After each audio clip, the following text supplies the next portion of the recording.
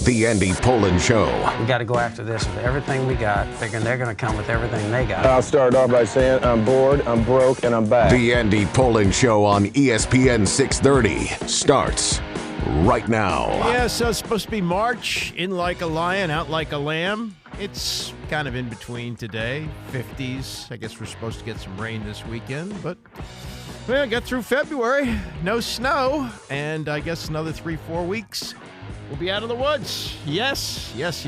More combine stuff to yak about today. Brought back another one of those great interviews that Joe Buck did several years ago. Talked to this one with Carl Lewis, who is the American Olympian of the 20th century.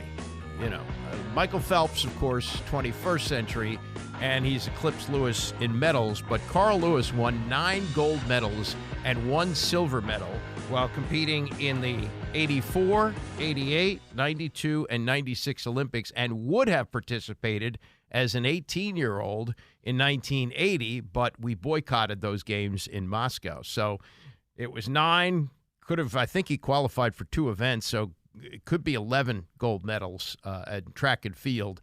And I'm not saying that swimming is easier, but you can accumulate, it seems, more medals, as Mark Spitz won 7, and I guess that was then later topped by Phelps with 8. But very interesting conversation with an incredible athlete, just maybe the greatest athlete ever all around, because he didn't just run, he jumped, he did everything in the Olympics over those years. We're going to spend some time in the 10 o'clock hour on some possible rule changes. Troy Vincent, who is the vice president of football operations for the league, was on Pro Football Talk, and he's got some info on where they're leaning in terms of the kickoff. The tush-push is apparently going to stay, and they are also, finally, in 2024, talking about using, they don't want to call it the laser, but they'll call it an electronic system for measuring first downs. You know, these 3 overweight guys who come rolling out on the field with chains that they stretch.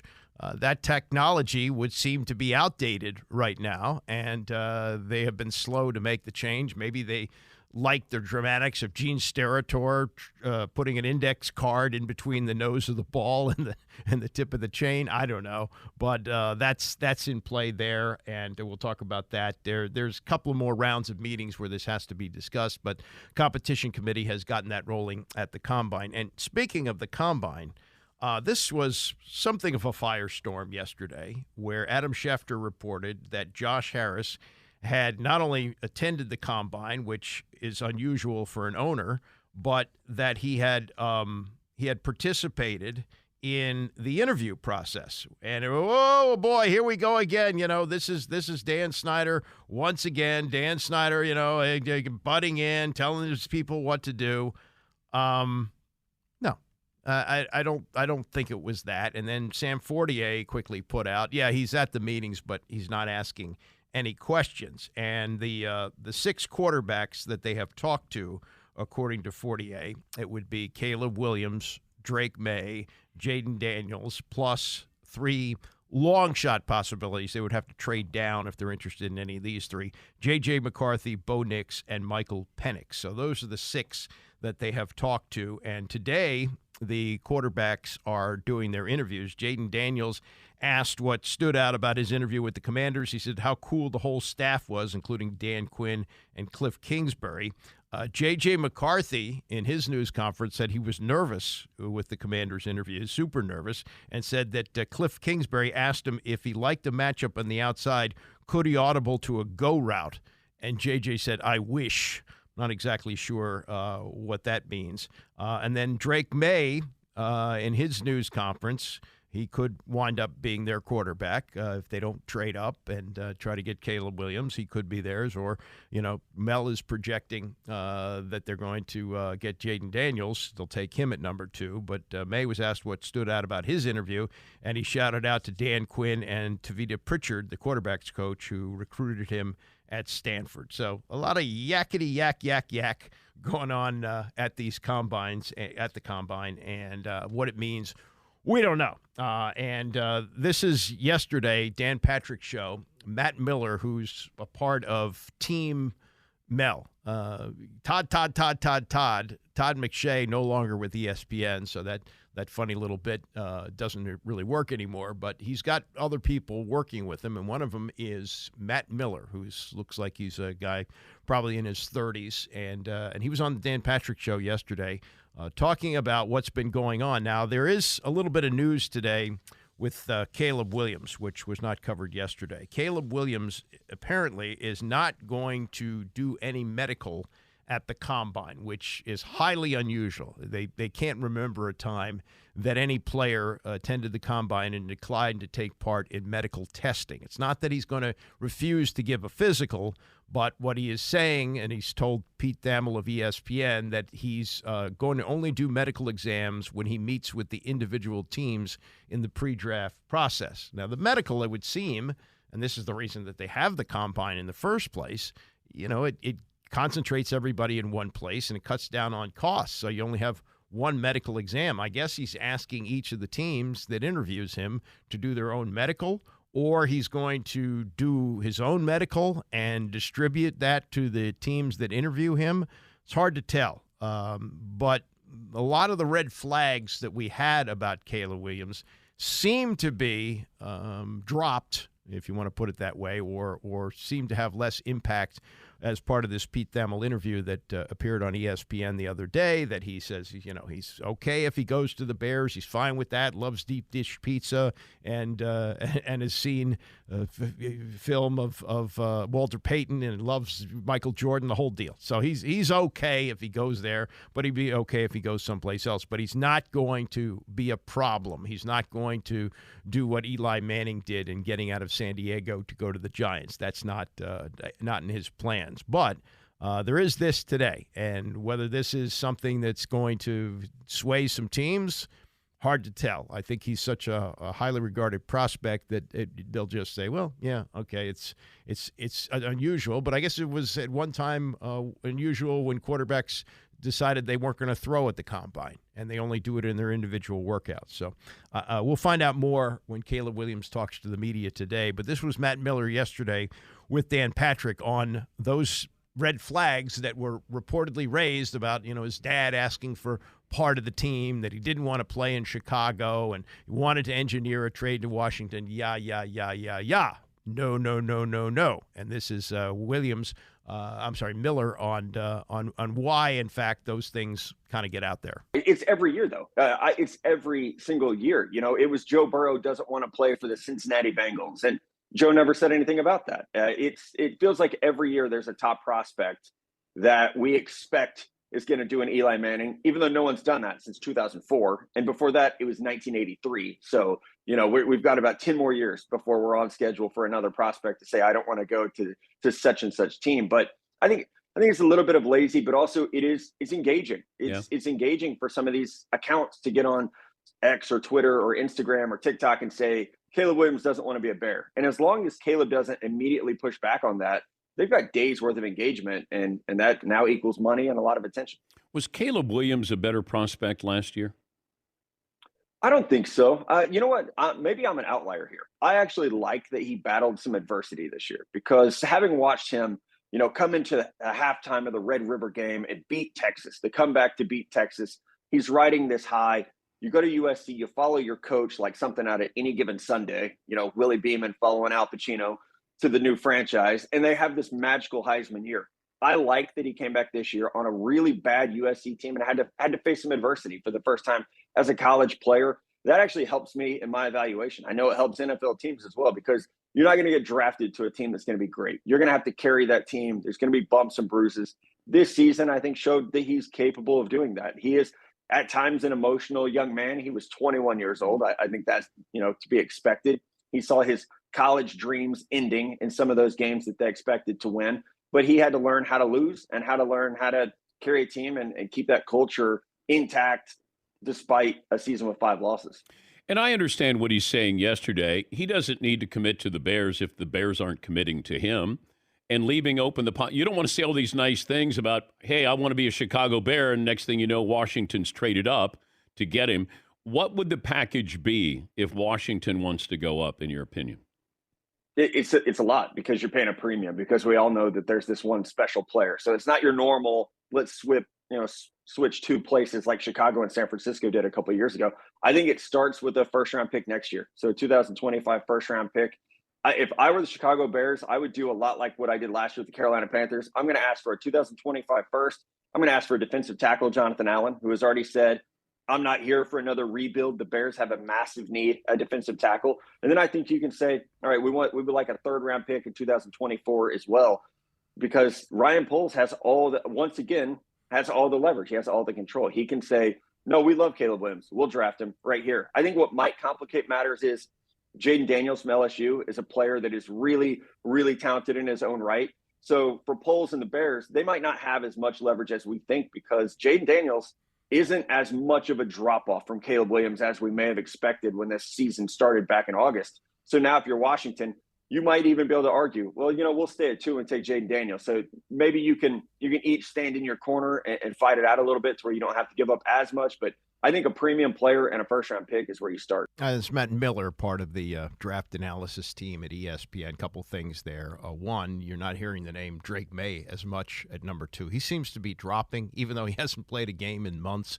This is the way this wheel turns, and it's going to continue to turn as we go another month and a half on this. But it now seems to be, when you listen to all these different experts, that it's going to be Williams number 1, and it's going to be Jaden Daniels number 2. And you hear people like Merrill Hodge, who's even saying Drake May doesn't belong in the first round of the draft. So who knows? But that's that. The other part of what Miller says there is about the trade package if Washington wants to move up. Now, what's been kind of tossed around if this is going to happen is they swap picks, so the Bears would be picking number 2. And Washington would give back the pick that they got in the Montez Sweat trade. So that's number 40 overall and next year's first rounder. What Miller is saying is they got to put in Jonathan Allen into that. That's, I think, going to depend a lot on how Dan Quinn feels about him. Dan Quinn is saying all the right things right now. He doesn't want to decrease his value, but maybe behind the scenes he's saying, here's a guy who's been around for 7 years. They haven't won anything with him. He seems to be a locker room leader. He's a terrific player, but, we're in a position where it's going to take a few years to get this thing up and running, and by that time, he's a 10, 11-year veteran. So it might be possible, plus the Bears would take on that salary, not that the Commanders are desperate for salary cap room, but that's the first time that I've heard Jonathan Allen's name mentioned in a possible trade up to the Bears. So let's keep an eye on that. As for the second tier of quarterbacks, and who knows how low Michael Penix Jr. will go. He had a lot of injuries at Indiana. He's, I think, 24 years old. He's small.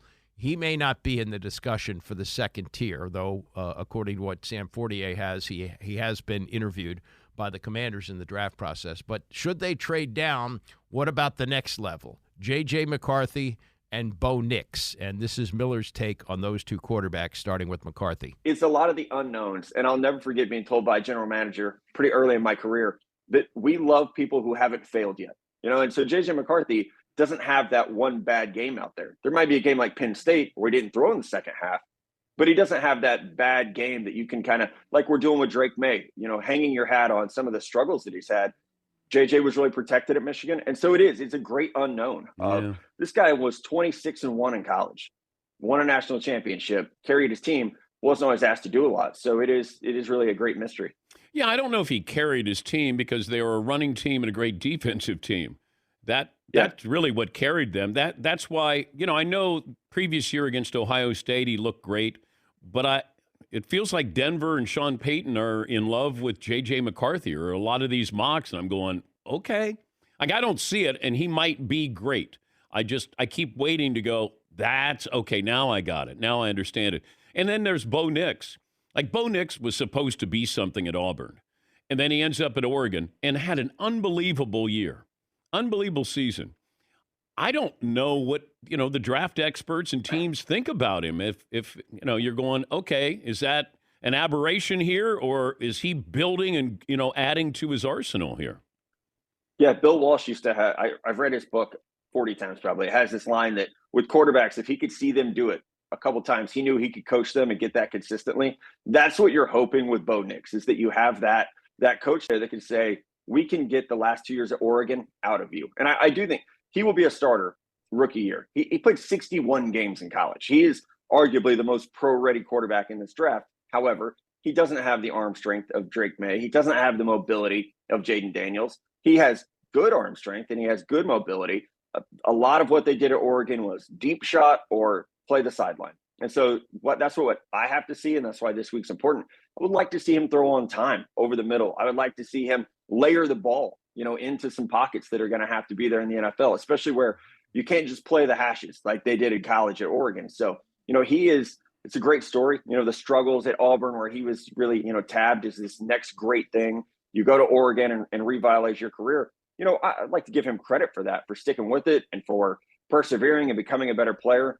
But, with McCarthy and Nix, Dan, this is where rankings of how we actually watch guys and rank them versus where they are in mock drafts. You can have JJ in the 20s, Nix in the 30s or 40s, but you're thinking they're going to get drafted somewhere in the teens because someone's going to fall in love with the intangibles. Someone's going to fall in love with the fact that it's that or Aiden O'Connell. It's that or Drew Lock. What do you do at the quarterback position? So I think that's why we'll see those guys drafted a lot higher than where we actually rank them. That's Matt Miller of ESPN on the second tier of quarterbacks. At the moment, Caleb Williams is doing his news conference at the Combine. And just while that was playing, I checked on Twitter, and he was asked about the possibility of winding up in Washington. Not non-committal about it. It's home, blah, blah, blah, familiar, etc. So he's playing it right. Now, they're going to get into, and I'll try and keep up with details on this, but they're going to get into this thing that broke today, that he is not taking the medical exams at the Combine. He will do the medicals for the teams that he works out for the pro days and interviews with at the facilities. They'll bring him in for a visit for sure. But this is apparently unprecedented, that we've never had a player turn down the medical, because if you're going to do anything at the Combine, you're going to get measured and weighed and have everything checked out, to make sure that there's no hidden knee injury or anything like that. So, that is new, but when you've got that kind of leverage where everybody wants you as the number one pick of the draft, that's the kind of thing you could do. Carl Lewis, 9 gold medals, 1 silver medal, participating in 4 Olympics in his incredible career. Talking to Joe Buck about his life, and we'll get to the highlights of it as we continue. It's the Andy Pollin Show, ESPN 630. The Andy Pollin Show on ESPN 630, the sports capital. We got Tony coming up at 11 on this so far sunny day, though we're talking about some rain tonight and tomorrow. Not real happy about that on a Saturday, but is what it is. No snow, at least. Caleb Williams is doing his news conference right now at the Combine in Indianapolis. And he was asked about this story that he is not taking the medical at the Combine. He brushed that off, saying, well, I'm going to do it for the teams that interview me, and only one team can take me. So it's not like every team is going to be in a position to take me, so I'll do the medical for them. Okay. And then as far as not throwing, and he's not the only one that's not throwing at the Combine, but he said, hey, I got 30-plus games that I played in college. You can look at the tape on that. And when he does the pro day for at USC, he's going to throw. So there's that. All right. Carl Lewis is now, of course, retired. He's 62 years old, and he is the most decorated track athlete of all time. He's got 9 gold medals, 1 silver. He did qualify for the 80 Olympics when he was 18 years old, but we boycotted, and he came back, of course, in 84 in Los Angeles and became one of the biggest stars in the country. I mean, if you were around at that time and remember what Carl Lewis was doing at those games. Yes, Mary Lou Retton was among those who became an incredible star, but he was the biggest star of those Olympics. Competed in '88, the famous match against Ben Johnson, who was later disqualified because of steroids, came back in '92, still was at the top of his game, and even added a 9th gold medal in 1996. So he sat down for one of these Joe Buck interviews, and the question was, as they always kind of start with once they go through, where he's from, how he grew up, and he did, grow up in New Jersey after being born in Alabama, coached by his dad. His sister was a great athlete as well. I think she qualified for '84. I'm not sure if she medaled, but Carol Lewis was a great competitor as well. But he was a late bloomer. It took him a while. His sister was beating him in events until finally something happened. Junior year in high school, I was a favorite for state and did not win state at all. Lost everything. The team lost state. It was a disaster.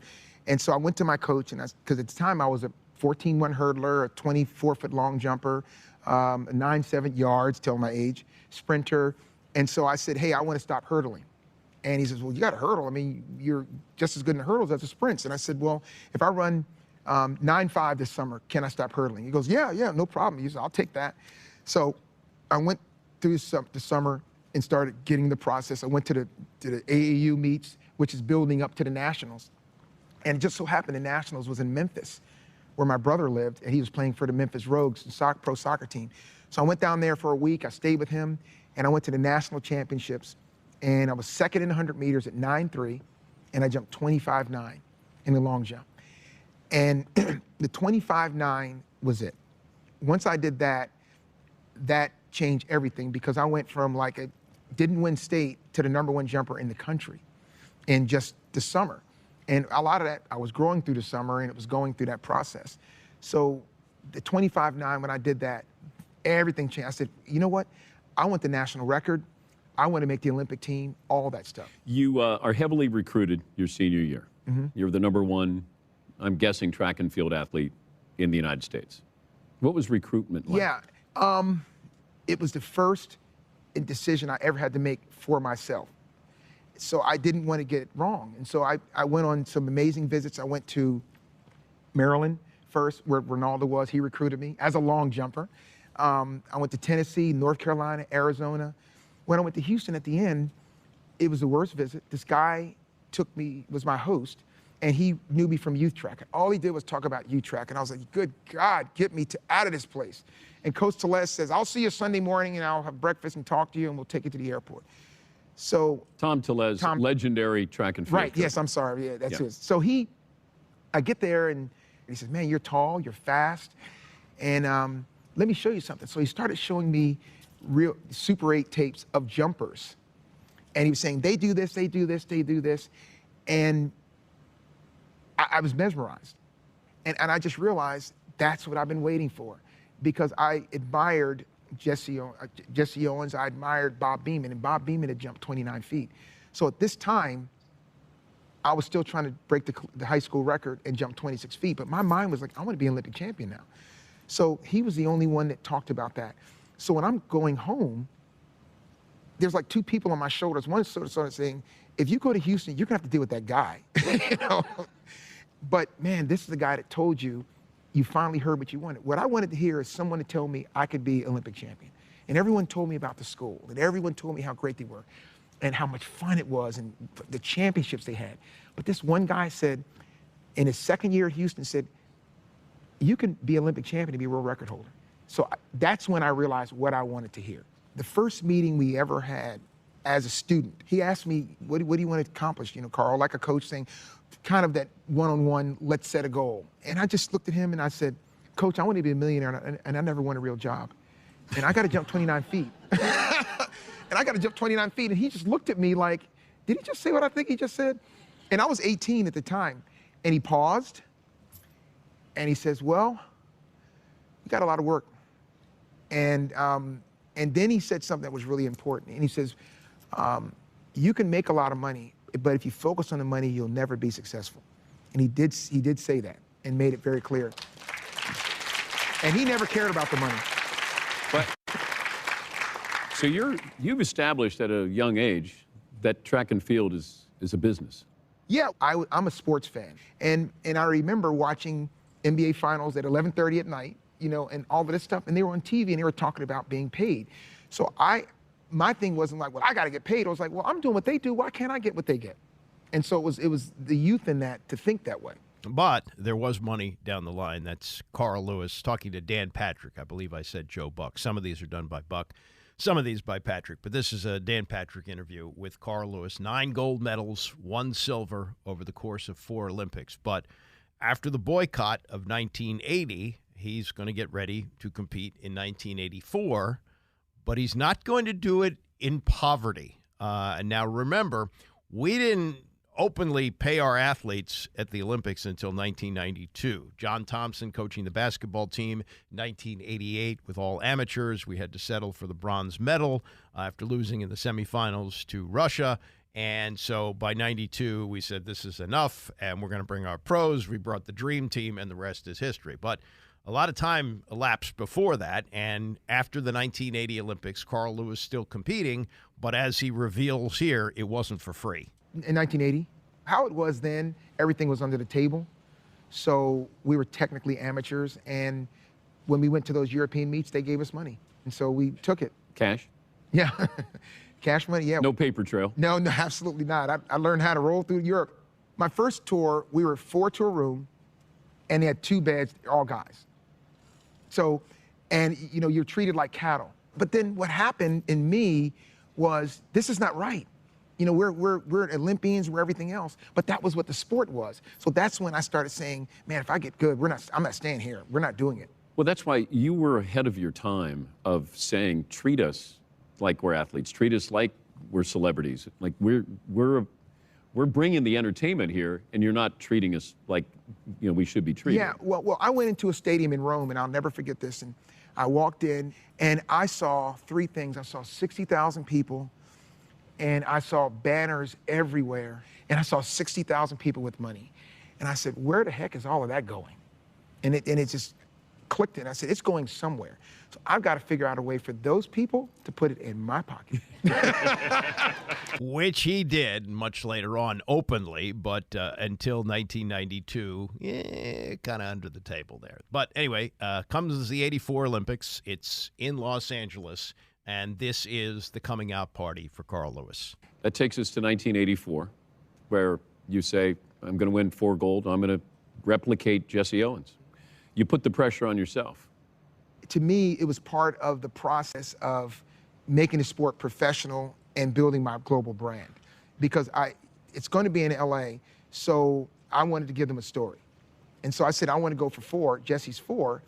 And when I did so well at the World Championships, everyone's like, he could do it. And so I felt I could do it. I was not sure about it. But then all of a sudden, the convergence came. And what was interesting is magazines like Esquire called and put me on the cover. And then GQ said, we want to put you on the cover. The second African-American man to be on the cover of GQ. I was on the cover of a national magazine nonstop, 100% of the time from December until after the Olympics. So and they didn't have as many then, you know, so it's People this week, even the National Enquirer, you know, they were talking about my knees. But Time twice, Newsweek twice, it just kept going on and on and on. So here I was, a person a year and a half before, they didn't know, and now I'm known everywhere. It just happened so fast, and we didn't have the handlers and all this stuff the day. We didn't have social media. We were all kind of in control by the federations and people. So then this convergence of need for publicity, need for interviews and everything just hit so hard and fast. So I was like, whoa, I still have to train. I still have to do this. But I really felt like I had to change the sport. I felt the responsibility. And he did. He got the 4 gold medals in 1984. And as we ramp up to 1988, we get what becomes the most famous race of his career. And it's a race that he came in second in initially until Ben Johnson was disqualified. But there were hints along the way up to 88 that Ben Johnson was coming in dirty. And this is when Carl Lewis said he first became suspicious of his big competitor in the 100. We went to the Goodwill Games in Moscow, and he won there. It was just almost out of nowhere. And so I'd known him since 1980. And next thing you know, it's like this guy that we knew wasn't that good is all of a sudden, where did this come from? When are you suspicious of Ben and being able to accomplish this? 86 then, right away. Because the word on the street, per se, was that his coach gave it to people. And then all of a sudden, he pops kind of out of nowhere and starts running really fast. As a sprinter, when do you know, like how much do you drop in time before you guys notice? Yeah, that's a good question. If you're young, you can do it up until you're like 20, 21, because you could grow and all things. But once you're in your 20s, it goes in small increments. Just to give you an example, when I was 19 or 20, I ran like 9.97. And then I ended up running 9.86 at 30.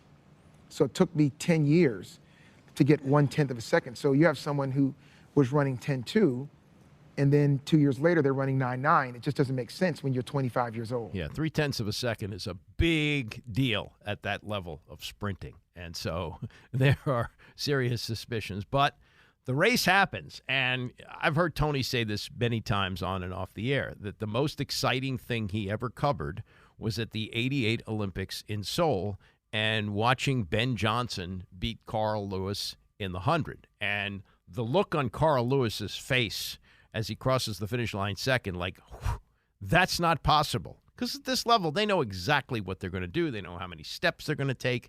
They've run this race a million times. And he knows that running clean, you just can't run that fast. And so this is the story of that race in the 1988 Olympics, which in many ways defined the Carl Lewis career. 1988, Ben is your rival. Now it's on. Now it's official. What was the hype like leading into those games? It was big, you know. And so I actually had a tale of two emotions. One emotion was Ben is dirty. It's ridiculous. They're not trying to catch him. And so it's just killing the sport and blah, blah, blah. And then the other side is, well, this is really good for the sport. Well, this is the biggest story of the '88 Olympics. Yeah. And we're getting all the attention. If we ride this thing right, we can make a lot of money out of it. We could build the sport, track and field. We can come on the other side bigger. And so there was two emotions. But then there's the emotion of the 100. Hey, I got to win this 100 because I promised Dad, and I want to win it for the Olympics. And also, Coach Tellez kept saying, I don't care what he's on, you can beat him. Just run your own race, you can beat him. And then that was it. So there were all these things happening at the same time. Did you think you could win? Any doubt? You know what? I wasn't certain. And I didn't think like that. I just thought it was the most uncertain race I ever ran in my life. Here's how that race played out. And it's a fair start. And it is Raymond Stewart with a start. It is Ben Johnson with a start. Can Carl catch him? No! It's Ben Johnson. Ben Johnson does it again. Unbelievable! 9.79. Win 1.1. That's legal. You can hear the announcer saying that's legal. Yeah. The time was legal. But he wasn't. Yeah, he wasn't legal. He was room. Yeah. Now, there is... I want to go back to that handshake here because I didn't notice this, but watch, you're being the gentleman. You go over, you know he's dirty, he beats you, you accept it. You know what happened there is when I crossed the line, I said, Dad, I'll let you down. That was my thought. And then I got it together and I said, yeah, but if he was sitting in the stands, he'd be mad if I didn't do that. And the interesting thing about it, when I went to him, he pulled away, as you saw. He didn't want to do it. So I grabbed his arm with my left hand and made him do it. And then, of course, I hightailed out of the stadium. Now, if I'd run as fast in the race as I walked out of that stadium, I probably would have won. But you know what was bizarre about that? I got back and everyone was there. My mother and all of them were there. And my mother had tears in her eyes and my man, everyone was sad. And I said, hey, I got a long jump tomorrow. So get it together. Yeah, and tomorrow, meaning the next day, there would be some news coming. Now, he mentioned his father. I should have mentioned that going into those 88 Olympics, he had just passed away. And his father was his first coach. He later moved on to other coaches, especially when he went to the University of Houston. But, yes, he was thinking about his dad at that point. So it goes one night, and then there's news the next day. Yeah, Ben Johnson disqualified, steroids, stanozolo. And this is the Lewis remembrance of that. The following night, in the middle of the night, I got a call. And it's like, well, Ben tested positive, and he's going to be disqualified tomorrow. You're going to get the gold medal. Well, it was like excitement. And then all of a sudden, oh, my goodness, what do I say? If I said one thing off, oh, he doesn't deserve it. So there were so many things to think. So we had to think about that. And then I ended up calling Bryant Gumbel. What do you say? I didn't know the depth of what he went through to get to this point at that time. But I tried to focus on being happy I did the right thing and try to pivot it away and try to make a nice statement. How do you think steroids affected the sport of track and field? Well, a couple of things. Number one, it put us in the forefront of the drug issue. which I thought was a good thing because it gave us a unique opportunity to try to take the lead in fighting it.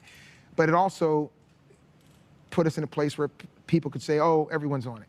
And then we didn't fight back with that issue. So it was good and bad. You know, and I hear something that really bothers me now when someone, oh my goodness, if so-and-so tests positive, the sport's dead. No, everything is a pivot. If the best athlete in the sport tested positive, then you pivot that to say we will run 11 flat 100 meters so that your children can run in a clean sport. But instead we're like, oh no, we're just not. We never had the right people saying the right things, doing the right thing, because our sport lacks leadership. That's Carl Lewis, and he did go on to compete, of course, in 1992, and then his last Olympics, he had only one event, but he got the gold medal in it in Atlanta, 1996. The long jump was his 9th gold. The one silver that he won was in '88 in the 200. But he did get the gold medal, rightfully so, after Ben Johnson was disqualified. And when you look at Olympic careers, yes, Michael Phelps has more medals, but in track and field, there is nobody who could match Carl Lewis, and Carl Lewis is considered the greatest Olympian of the 20th century. He didn't just compete in one event, long jump distances, 100, 200, 400, and he was great. He's one of the greats of all time now, 62 years old, Carl Lewis. Coming up, Troy Vincent, who is the Vice President of Operations for the NFL, on some proposed rule changes that could be coming for next season. We'll get to that and more as we continue. It's the Andy Pollin Show, ESPN 630. The Andy Pollin Show on ESPN 630, the sports capital. We've got Tony coming up at 11, and we could have some rule changes in the NFL in time for next season, but there's a lot of yakety-yak that's going to go on between now and then. The competition committee, which is headed up by Troy Vincent, who is the NFL's Director of Football Operations. They started discussions this week at the Combine in Indianapolis. They will continue next week in Fort Lauderdale, and they will come up with a formal proposal for when the owners meet in Orlando late this month. So it's going to be about a month of meetings, and we could have something that could be formally approved in July. Like last year, that's when Josh Harris was approved as the owner of the team. It takes 24 votes to approve any rule, and a couple of them are being thrown around now that were not really front burner before. One of them is called the hip drop tackle, where a player, you can't tackle by the neck, the horse collar is now illegal.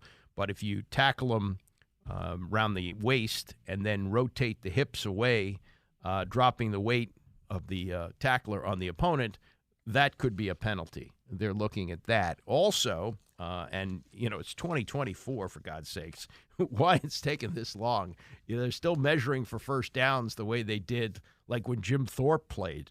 But the NFL has tested an electronic system for measuring first downs. It's not really the laser, but it's a way of looking at it. And they're not quite ready to get rid of the old sticks in the chain for determining a first down. The expectation is the electronic system could be used as a supplemental tool. Like, when they start to eyeball the ball and there's like one link in between, I guess this would break the tie. The NFL said it tested the optical tracking camera technology in games at Miami Gardens, Florida, and East Rutherford, and at the Super Bowl. Oh, they did test it. They didn't use it, but they tested it there. It is also studying the use of high-resolution cameras along the goal line, sideline, and end-line play for instant replay decisions, along with the use of smartwatches by on-field game officials to assist with delay of game calls involving the play clock. So a lot of stuff with the rules. There is one, though, that is getting a lot of attention, and that is the kickoff rule. And you've heard USFL rule kicked around, or XFL. Now they're combined, so they're the UFL. But the way it works is the kicking team will kick off from the 30, but the receiving team is only 5 yards in front of them. So they want to do away with these big momentum collisions. You'd also have two receivers back rather than one. What that would mean, I don't know. But the league basically has done away with the kickoff the way it works now, where if you kick it out of the end zone or into the end zone, comes out of the 25, that's what most teams do. There also is some talk that they will have the ball brought out to the 35 when you kick it out of the end zone. So that might discourage that, and you have more teams that would be trying to create kickoff returns. But this was yesterday, as you had Troy Vincent talking to Mike Florio and Chris Sims about the kickoff rule and where they are in their discussions. What they've researched from the CFL, the USFL, the XFL, what has worked in other professional leagues around the world, or what hasn't worked. And it seems as though there's a combination of a little bit of XFL, a little bit of USFL, yeah, that they could bring into the play that can make it interesting. What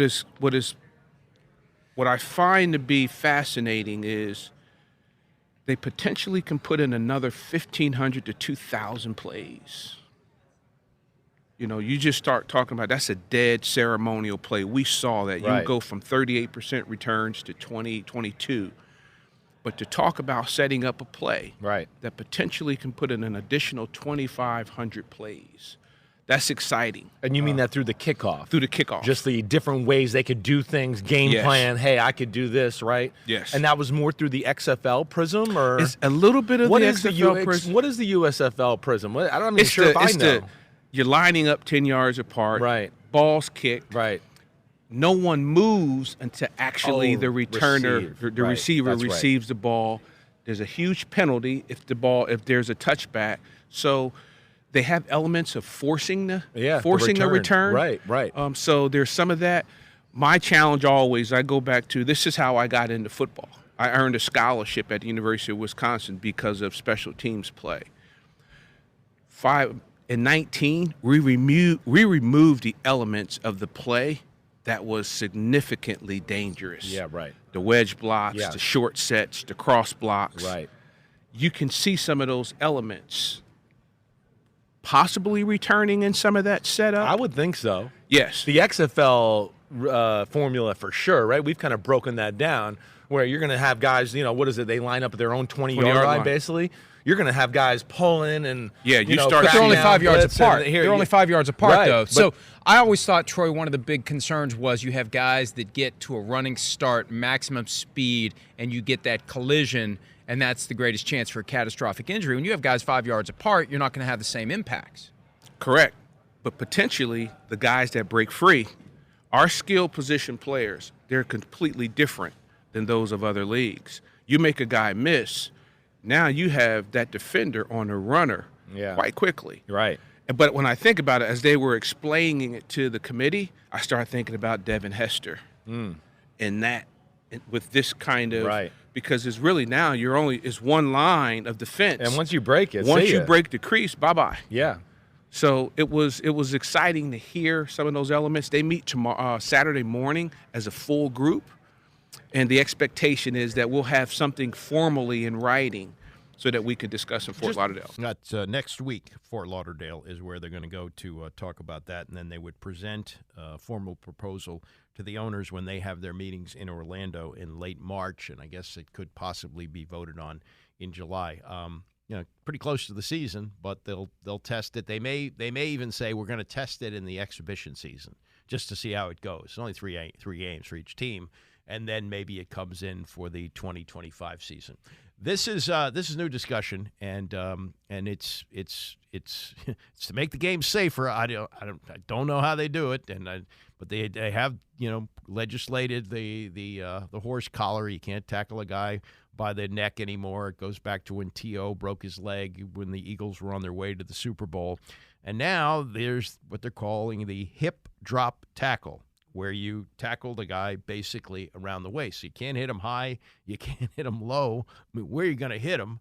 But this is Troy Vincent on the discussion they've had about rules that would legislate out what they call the hip drop tackle. The key indicators there, and Mike and Chris, if you've seen, it's the grabbing, it's the swivel, and it's that unweighting on the back of the leg. You can see when those three components kind of show up. Is there, and we can't ignore the 20x injury rate. That's something that doesn't matter what side the table you're on. 20 times the injury rate. We got to make an adjustment to that play, and the talk is, do we pick it up during the week? Now, the officials actually felt like most of these hip drops are actually happening inside the tight end box. Right. So that ref and that umpire can actually pick it up. Most thought, well, it's a small guy tackling a big guy. No. In this particular case, it's the big guy tackling a smaller guy. Yeah, you want to keep him out of the end zone. I don't know how you do it. Again, can't hit him high, can't hit him low, can't hit him in the middle. How are you going to do it? It's a dangerous game played by big, fast men. By the way, did you see some of the times in the 40 for these like 320-pound guys? They're running under like 4.5. It's amazing the size and the speed that they have now at the NFL level. So good luck on that. This is one that when it comes up, doesn't come up very often, but it came up in a playoff game this year, so everybody freaked out about it. A guy trying to score, stretch the ball over the goal line, ball gets knocked out of his hand. It goes through the end zone or outside the corner of the end zone, and instead of getting the ball back where it was fumbled, it is called a touchback. So you've driven all the way down the field, you get a guy who's trying to score, and then the ball gets knocked out of his hands and through the back of the end zone, and now it's the other team's ball on the 20. It's a touchback. Is there a need to change the rule on this? Even though people get apoplectic about it when it happens, Troy Vincent, Vice President of Operations for the NFL, says this about the touchback rule. Let me tell you. So this was the one I couldn't wait. Oh, I wish you would have invited me in for this. To get to that discussion, because it was boiling all year long in the office. Right.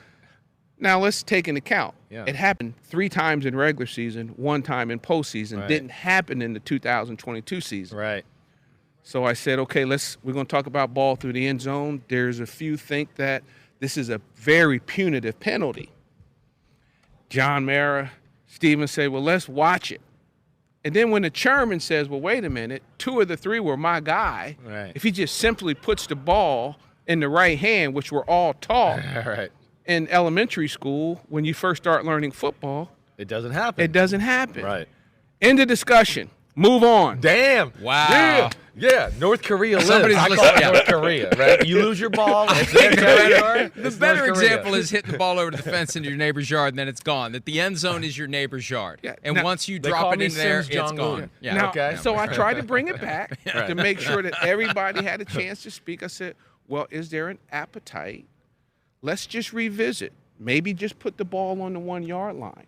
For the That's defense. our compromise. That's Spot the of the compromise. fumble. Talked about Spot this, of the right. fumble. Move on. Yeah. Dead. I love it. Okay. So it's not even going to be discussed next week in Fort Lauderdale. That's it. So that rule stays. Your guy fumbles out of the end zone, the other team gets it on the 20-yard line.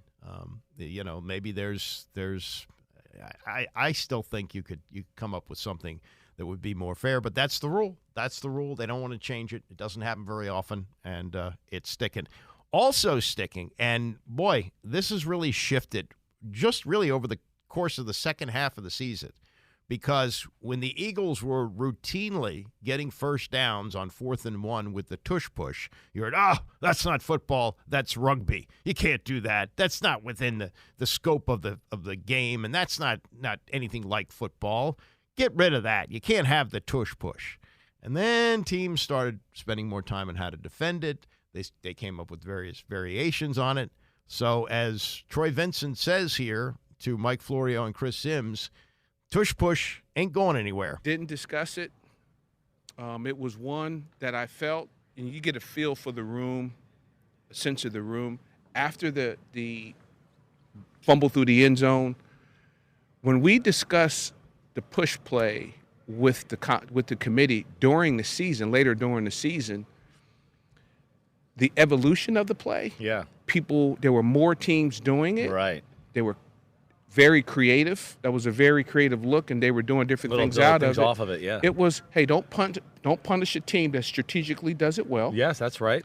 And there's very few injuries. What we want to avoid is what we think could happen. Someone just coming over the top and injuring himself, but no discussion around it. It was one, if I felt like I brought up, move on. Yeah.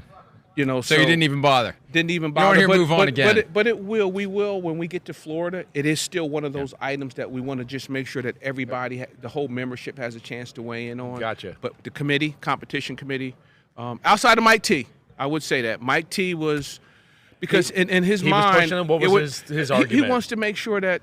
The defense, like the point after attempt, the D tackles, right. The only way I have to still defend that play. Right.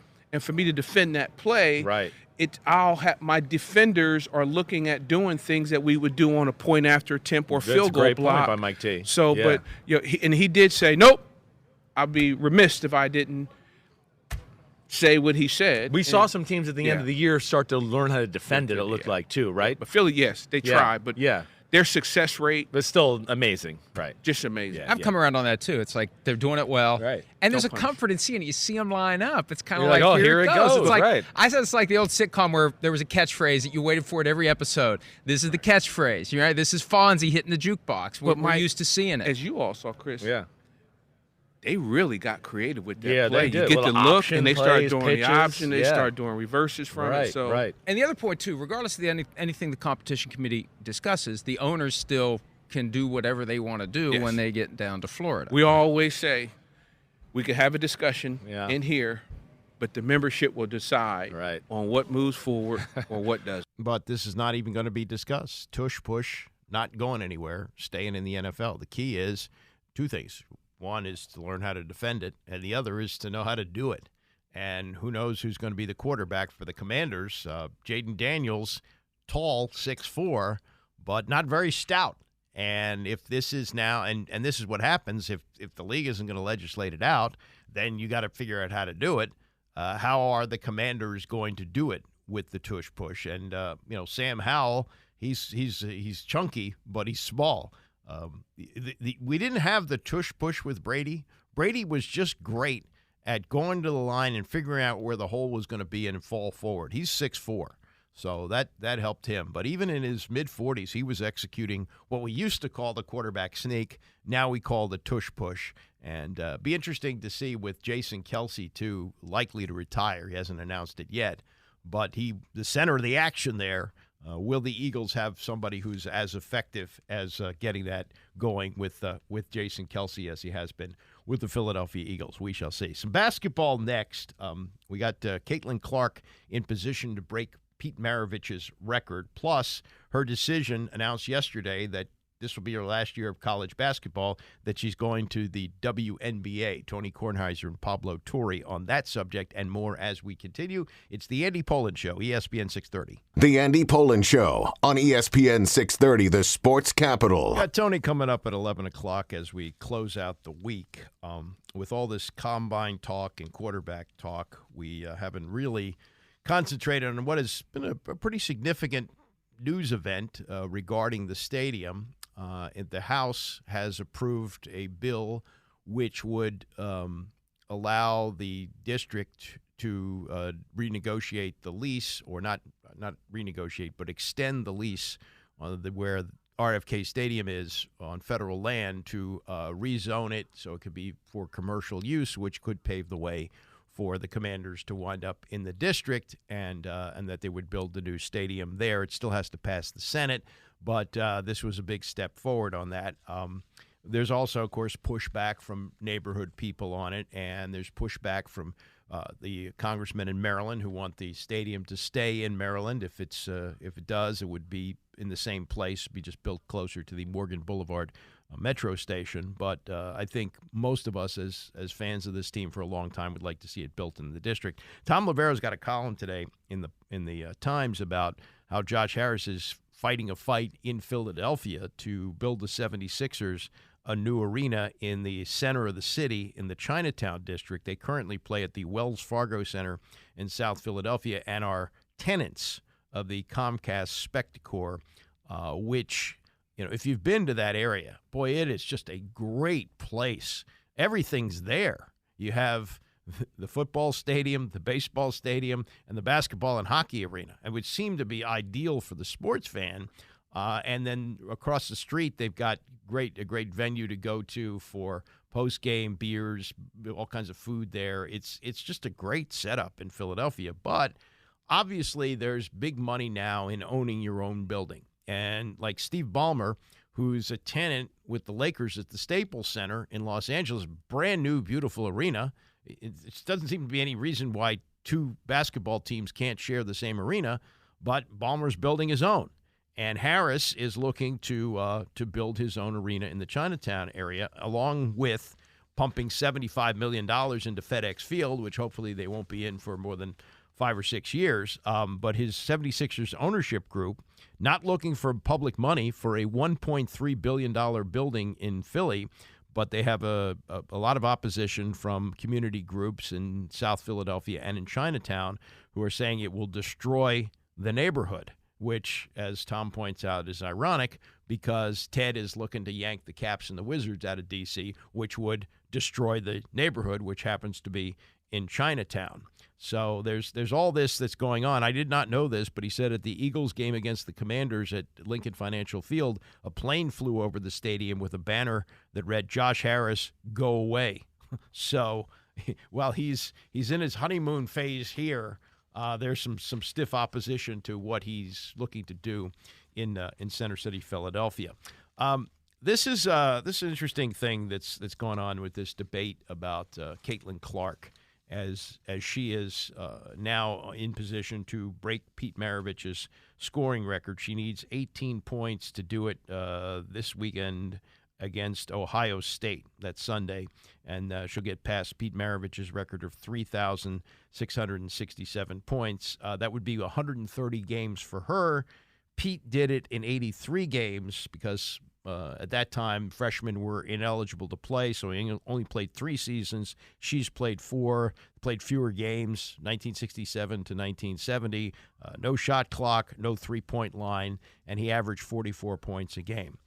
I think it's apples to oranges. I don't really think you can compare the two of them. I didn't really see Pete play very much in college, maybe just a little bit. Saw him play in the pros. But former LSU coach Dale Brown said that he had checked with Baton Rouge area sports writer Sam King and concluded that Maravich would have averaged about 54 points a game if they had a three-point line when he played from 1967 to 1970. He was a big guard, 6'5", big for the time especially, and was an unbelievable ball handler. A lot of what Magic Johnson did, he learned from Pete Maravich.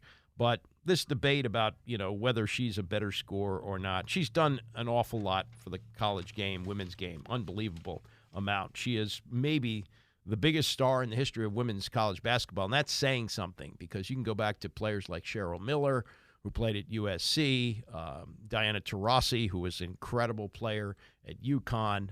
There have been some great players. Breanna Stewart, another one more recent. But she's really set the world on fire with what she's been able to do. And the Associated Press talked to Pete Maravich's older son, Jason, who says she's fantastic, great for the women's game, loves to watch her play, roots for her. And he says, and this is what I agree with, he says he will regard her career scoring as totally separate from what Pete Maravich did. Now, there won't be any more padding of that record for next year because she announced yesterday that she is going to the WNBA next year. And in this day and age, that represents an actual pay cut.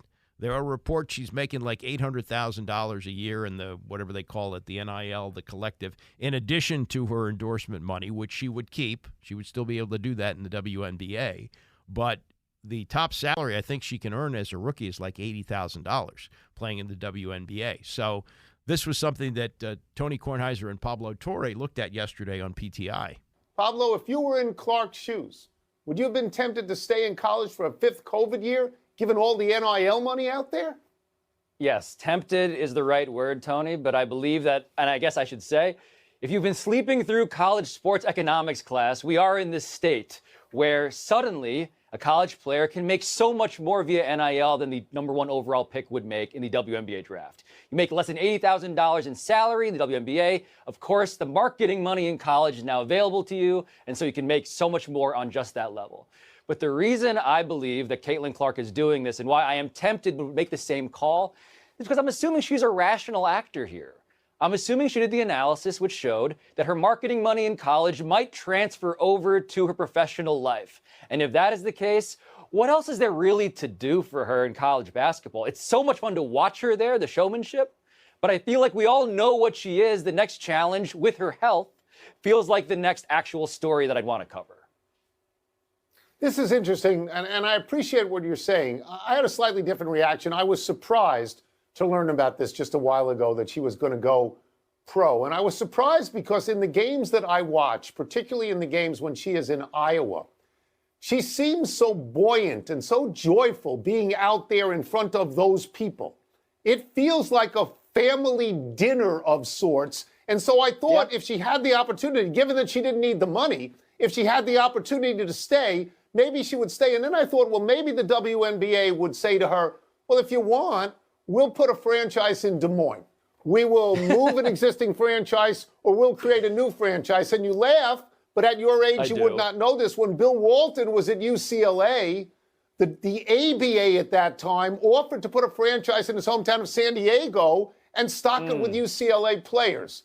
Now, I am also told that the number one pick in the WNBA draft is owned by Indiana this year. Indiana is contiguous, is it not, to Iowa? It is the Midwest. Maybe that comfort level would still be there. The other part of this that I thought about, she's a star player. Maybe she wants to play with stars all the time, with the best players out there. Maybe she's ready for that. You called her a rational actor in this. Maybe she said, you know what, this is my time to go and do it on this level too. I do believe that the WNBA is getting a star unlike anyone else they've had in my memory when it comes to out-of-the-box, immediate audience, Tony.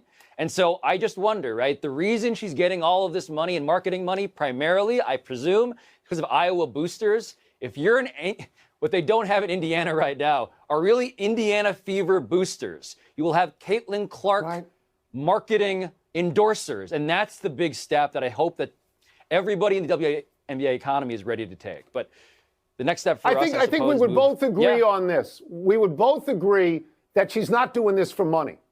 We don't think this is for money because there is money out there now that would carry over another year, right? Okay. Yes, I believe it's a familiar story in that she wants to go pro in the way that everybody else we've seen come through college wants to. It's the next great challenge in her actual life as an athlete. There is another financial component to this. She would make less money in the WNBA in terms of salary, the endorsements would convey. But I think she can take a big step up on the shoe deal. I don't know what the uniform sponsor is for Iowa. It might be Under Armour or Nike. I haven't checked. But if she's on the open market and because a lot of girls play basketball, as many girls play high school basketball as boys. Title IX took care of that. So if she were on the open market like Michael Jordan was at one time and shops herself around, she may wind up with a monster shoe deal. Like Michael Jordan, he's still making close to, maybe not $1 billion, but he's making hundreds of $millions a year selling shoes at Nike, and he hasn't played a game in the NBA in 20 years. So I think that could be a part of it. Some more basketball here. Remember Thomas Bryant when he was with the Wizards, center out of Indiana? Enthusiastic player, got hurt, and just kind of wandered around the league. He was with the Denver Nuggets last year, began the season with the Lakers, traded to the Nuggets at the deadline and won a championship with them, and then was a free agent this offseason, so he signed with the Miami Heat. Well, the Miami Heat played in Denver last night, a finals rematch, and Thomas Bryant was there, but he was not in uniform. He wasn't hurt. He's suspended. So this has to be one of the most bizarre ring ceremonies in the history of the NBA. He got his ring last night because, the other players who were still on the team got theirs at the beginning of the season, and this is the one visit that Miami makes. So he was there. But he's been suspended for a fight, 3-game suspension as part of a fight last week with the Pelicans. And so he showed up in street clothes. He got an ovation from the fans, got his ring, but he couldn't even sit on the bench because he's suspended. A suspended player is not supposed to be in the arena at all.